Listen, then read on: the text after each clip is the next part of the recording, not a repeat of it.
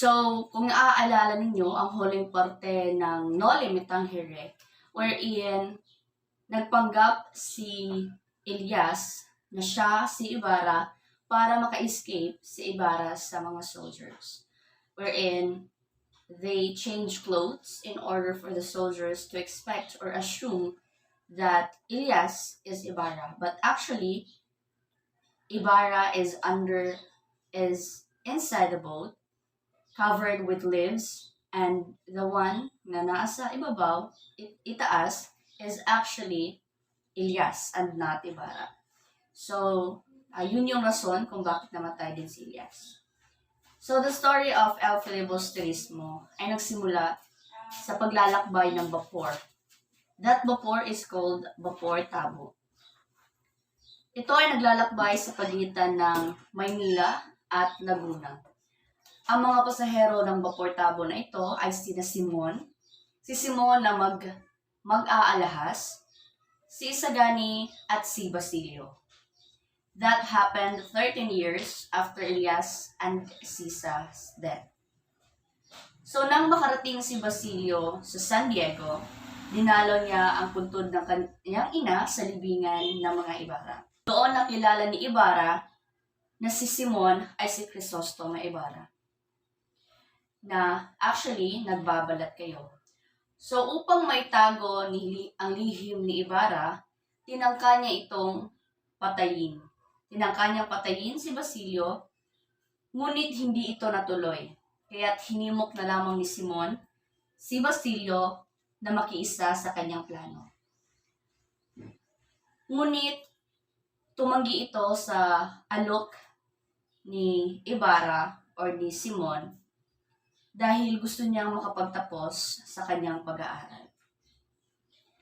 Habang nagliliwaliw si Kapitan General sa Los Baños, ang estudyanteng Pilipino ay naghain sa kanya ng kahilingang maitatag ang Akademya ng Wikang Kastila.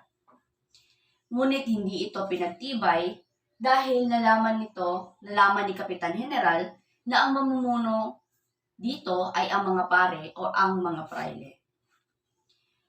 Samantala, si Simon ay nakipagkitang muli kang Basilio. Ito'y hinikayat niyang muli na umanib sa balak na makipaghimagsik at manggulo sa kumbento ng Santa Clara upang maagaw nito si Maria Clara. Ngunit sa pagkasabi ni Simon o ni Ibarra nito kay Basilio, sinabi ni Basilio na sa hapong din iyon ay pumanaw o namatay na si Maria Clara. Kaya't ang planong iyon ay hindi na natuloy. Sa kabilang dako naman, ang mga mag-aaral ay nagsalo-salo sa Pansiteria Maquinista de Buen Gusto dahil masama ang kanilang loob sa kabiguang may patayo ang kanilang Akademya ng Wikang Kastila. So, for the information of everybody, ang Akademya ng Wikang Kastila, ito ay kanilang gustong itatag or gusto nilang magkaroon ng ganitong akademya in order for them to have a knowledge in Wikang Kastila, also in order for them to communicate to the government and to express their thoughts to the government also. So, sa talumpating tahasa tiniligsa nila, nalaman ito ng mga praile. So, kinabukasan after that conversation of that pagtitipon, sa pinto ng universidad merong nakapaskin or merong mga posters na nakalagay. Ang nilalaman ng mga posters or paskin na ito ay ang pagtitiligsa or ang paghihimagsik. Kaya't ibinintang ito sa mga estudyante. Pinadakip sila at sa pagdakip na iyon, nadamay si Basilio. Kaya't labis na lamang ang pagdaramdam ni Huli. Si Huli ay ang kasintahan ni Basilio. Ang mga mag-aaral na nadakip ay napalaya na sa araw na iyon dahil nilakad ito ng kanilang mga magulang. Sapagkat Sa side ni Basilio, wala siyang intimate family. He only have Huli ang kanyang kasintahan. Ngunit hindi allowed to process ang paglaya if si Huli ang magpa-process nito. They required an intimate family, kaya hindi nakalabas si Basilio sa kulungan. So, because of that situation, pinilit ni Hermana Bali si Huli na humingi ng tulong kay Padre Camorra. Dahil akala nila'y ito ang makakatulong sa kanila. Sapagkat ito ang naging dahilan kung bakit namatay si Huli. Pumunta si Huli sa Padre Camorra at doon ginahasa ito ni Padre Camorra at ito ang dahilan sa pagtalon niya sa bintana ng kumbento. Upang matuloy si Simon sa kanyang balak, nakipagsanib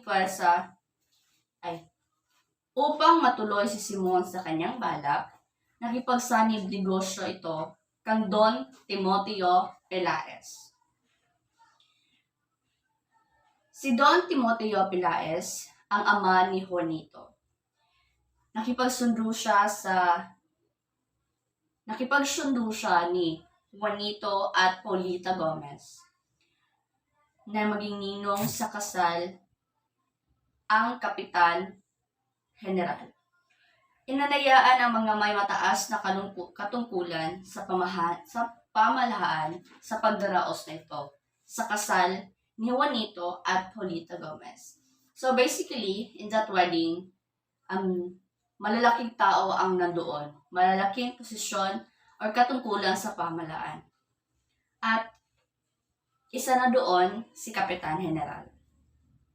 Makalipas ang 2 buwan, nakalaya si Basilio sa kulungan sa tulong ni Simon. At dahil doon, sumanib ito sa kanya. Sumanib si Basilio kang Simon sa mga plano nitong gawin. Dahil wala naman daw siyang silbi sa mundo. Wala na si Huli, wala na itong pamilya. Kaya napagdesisyonan niya na makipagsanib puwersa na lamang siya ni Simon. Kaya't ipinakita ni Simon ang bombang kanyang ginawa. Ito ay lampara na hugis granada at kasinlaki ito ng ulo ng tao. Ihahandog niya ito sa kasal ni Juanito at ni Paulita. Ang ilawan na ito ay magbibigay ng isang maningning at liwanag at pagkaraan ng 20 minuto, ang ilawan na ito ay manlalabo. Kapag ito'y papailawin ulit, ito'y sasabog. Kapag narinig ang malakas na pagsabog, ito ang hudyat ng paghihimagsik na pinangungunahan ni Simon. Dumating na ang araw ng kasal ni Juanito at ni Paulita. Ito ay exactly 7 p.m. Nanaog na sana si Simon upang lisanin dahil malapit na ang pagsabog. Aalis na sana si Basilio, ngunit nakita niya si Isagani na dating kasintahan ni Paulita na naglalakad sa lugar. Kaya't ipinagtapat na lamang ni Isagani na may mangyayaring pagsabog sa lugar. Kaya't ito'y binalaan upang makaalis at di na madamay pa. Ngunit that was the biggest wrong decision that Basilio made. So, after that conversation, sakto na humina na ang ilaw ng lampara. Kaya't inutos ni Kapitan General kay Padre Erne na itaas ang mitsa ng ilawan. Ngunit inagaw ito ni Isagani. Tumakbo ito sa azotea at inahagis ito sa ilog. Kaya't ito ang rason kung bakit hindi natuloy ang balaki ni Simon na paghihimagsik. Tumakas siya patungo sa bahay ni Padre Florentino. Si Padre Florentino ay isang pareng Filipino. Nang malapit nang dumating ang mga huhuli kay Simon, uminom ito ng lason. Upang hindi siya maabutang buhay sa bahay ni Padre Florentino. Pagkatapos ng kanyang pag-inom, nangumpisal ito kay Padre Florentino. Pagkatapos ng kanyang pagngungumpisal, ay nabawian na ng buhay si Simon. Ang mga naiwang alahas ni Simon ay tinapon sa dagat ni Florentino. At doon, hindi na naabutan ng mga huhuli kang Simon na buhay ito. At that is the end of El Filibusterismo.